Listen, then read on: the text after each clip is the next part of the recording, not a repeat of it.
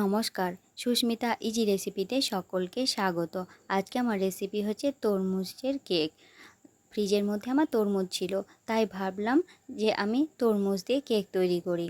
তো আমি কখনো কেক তৈরি করিনি, তাও আবার তরমুজ দিয়ে। তো দেখুন, বেশ ভালোই হয়েছে কেকটা, দেখতেও যেমন ভালো হয়েছে, খেতেও কিন্তু খুব ভালো হয়েছিল, আবার খুব নরমও হয়েছিল। তো খুব সহজ উপকরণ দিয়ে, কিন্তু ঘরে থাকা উপকরণ দিয়ে এই কেক তৈরি করা যায়। তো চলুন দেখে নিন আমি কিভাবে এই কেক তৈরি করেছি। প্রথমে এখানে 1 কাপ মতন সুজি নিয়ে নিয়েছি, আর 1 কাপের থেকে একটু কম চিনি নিয়েছি। মিষ্টিটা আপনারা আপনাদের ইচ্ছে মতন দেবেন। আমি এখানে মিষ্টিটা একটু কমই দিয়েছি। তারপর বেশ ভালো করে মিহি ফাইন পাউডার করে নিয়েছি। তারপর একটা বোলের মধ্যে এই পাউডারটা রেখে দিলাম। আর এদিকে আমি এরকম সাইজের 3 টুকরো তরমুজ নিয়েছি, আর তরমুজের বীজগুলোকে এইভাবে ফেলে দিয়ে আমি ছোট ছোট করে কেটে মিক্সির মধ্যে দিয়ে দিলাম। আপনারা যদি এইভাবে করেন তাহলে আর আলাদা করে ছাকার কোনো দরকার নেই।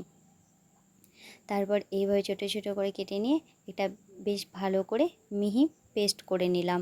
তারপর যে পাত্রের মধ্যে আমি সুজি আর চিনি যে মিহি পাউডার তৈরি করেছিলাম সেটার মধ্যে এই পেস্টটা দিয়ে দিলাম। এই পেস্টটা দেওয়ার ফলে কী হবে, আলাদা করে কোনো লিকুইড দুধ বা জলের কোনো প্রয়োজন হবে না। তো দেখুন, এর মধ্যে দিয়ে দিলাম, আর স্বাদ বাড়ানোর জন্য এখানে 2 চামচ মতন পাউডার দুধ দিয়ে দিলাম। তারপর এখানে দিয়ে দেবো কালারের জন্য সামান্য একটু ফুড কালার, আর দিয়ে দেবো 1 চামচ মতন সাদা তেল। দেখুন, আমার মেয়ে হাত আঙুল দিয়ে দেখাচ্ছে যে মা কী সুন্দর বাবলস এসছে। তো দেখবেন, কোনো কিছু যদি বাচ্চাদের মন পছন্দ কিছু তৈরি করা যায়, তাহলে বাচ্চারাও সেখানে হাজির হয়।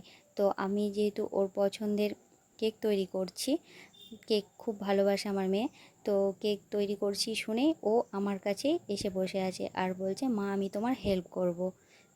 তো তাই আমার হেল্পও করছে। আর এখানে 1 ফোঁটা মতন ভ্যানিলা এসেন্স দিলাম। আর যে কাপের আমি সুজি নিয়েছিলাম সেই কাপের মাপে 1 কাপ আমি আটা নিয়ে নিলাম। আমি কিন্তু এখানে ময়দা দিয়ে করছি না, আটাটা বাচ্চাদের বেশি হেলদি, সেই কারণে আমি আটা দিয়ে এই কেকটা তৈরি করছি। তারপর বেশ ভালো করে আমি ফেটিয়ে নেব।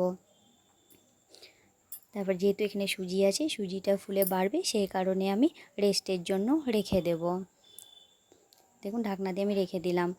আর ততক্ষণে আমি এখানে যে কেক তৈরি করতে দেবো যে বাটিটার মধ্যে, সেই বাটির মাপে একটা বাটার পেপার এইভাবে কাট করে নিচ্ছি। আপনাদের যদি বাটার পেপার নাও থাকে তাহলে এমনি সাদা কাগজ দিয়েও করতে পারেন। এইভাবে কেটে নিলে কি হবে, বাটির মাপেই তৈরি হয়ে যাবে কাগজটা। তারপর তেল ব্রাশ করে নেব প্রথমে বাটিটাতে, তারপর যে বাটার পেপার দিয়েছি সেই ওপরটাকেও ব্রাশ করে নেব। আর ততক্ষণে ওইদিকে আমি একটা কড়াইয়ের মধ্যে গরম জল দিয়েছি। তারপর সেটাকে মিডিয়াম ফ্লেমে বেশ ভালো করে গরম করে নেব, ওপরে ঢাকা চাপা দিয়ে। আমি এটা অনেকে বালি দিয়েও করতে পারে বা লবণ দিয়ে করতে পারে, আমি এখানে জলের ভাপে কেকটা তৈরি করব। আর এদিকে দেখুন, ঢাকনাটা খুলে সুজিটা একটু ফুলে একটু বেড়ে একটু ঘন হয়ে গিয়েছে। তো আমি এইভাবে ফাটছি, তো আমার মেয়ে বলছে আমিও ফাটবো। তো দেখুন, আমি ওর হাতে ধরে এরম করে ফেটিয়ে দেখাচ্ছি, তো বলছে আমি ওইভাবে পারছি না। তো দেখুন ও কি প্রসেসে করবে।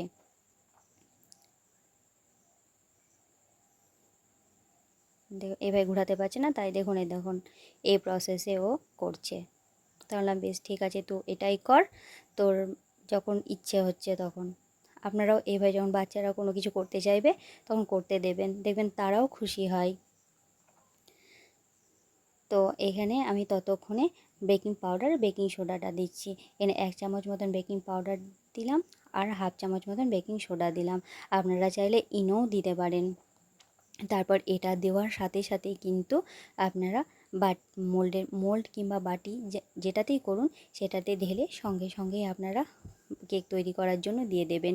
কারণ উম, কারণ বেকিং সোডা বা বেকিং পাউডারের কাজ 5 মিনিটের মধ্যেই হয়ে যায়। তার বেশি যদি দেরি করা যায় তাহলে সেই কাজটা ভালো হয় না। তারপর এখানে 2 চামচ মতন একটু দুধ দিলাম লিকুইড, যাতে কাজটা খুব ভালোই হয়। এইভাবে করলে কেকটা কিন্তু খুব স্পঞ্জি হয়, আর যদি দেরি করা যায় তাহলে কিন্তু কেকটা আর ভালো হয় না। তো এইভাবে আমি আর ফেটালাম না, আমি মিশিয়ে নিলাম ভালো করে বেকিং সোডা আর বেকিং পাউডারটা। তারপর দেখুন এই বাটির মধ্যে ঢেলে দিলাম। তারপর একটু ট্যাপ করে নেব। তারপর ট্যাপ করে নিয়ে আমি সঙ্গে সঙ্গে কেক তৈরির জন্য আমি কড়াইয়ের মধ্যে রেখে দেব।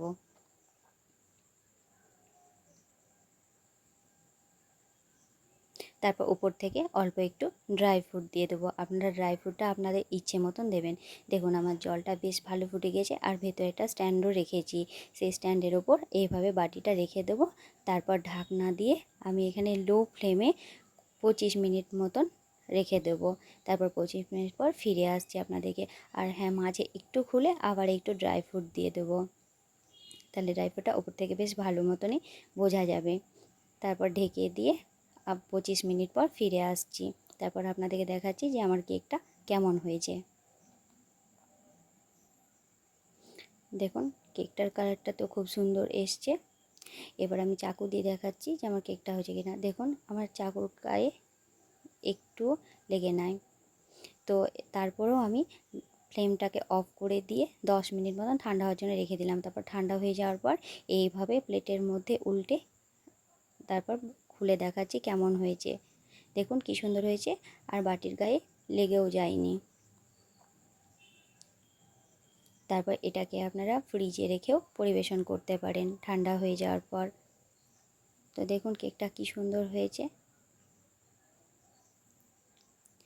এবার আমার মেয়েও বলছিল, মা আমিও কেকটা কাটবো তোমার সাথে। তো আমরা মা আর মেয়ে দুজন মিলে কেকটা কাটলাম। তারপর কেটে আপনাদেরকে দেখাচ্ছি কেমন হয়েছে। দেখুন আমরা দুজন মিলে কেকটা কাটছি।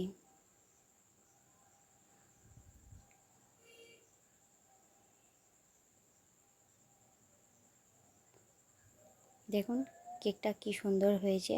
আপনারা এভাবে তরমুজ দিয়ে কেক তৈরি করবেন আর আমাকে কমেন্ট করে জানাবেন যে কেমন হয়েছে।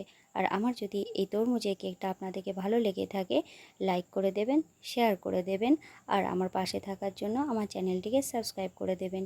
ধন্যবাদ সবাইকে।